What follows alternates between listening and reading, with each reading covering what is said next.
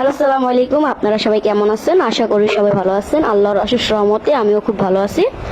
তো আমি আজকে কলা ভাজি রান্না করবো আর চিংড়ি মাছ ভুনা করবো। যদি আমার অনেকদিন যাবত চিংড়ি মাছ ভুনা দিয়ে পোলাও দিয়ে খেতে ইচ্ছে করতেছে।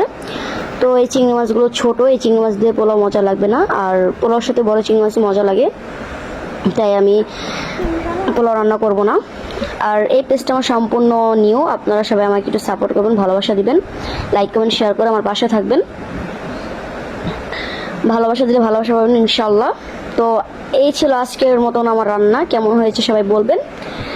দেখা হবে নেক্সট ভিডিওতে। সবাই ভালো থাকবেন, সুস্থ থাকবেন। আল্লাহ হাফেজ।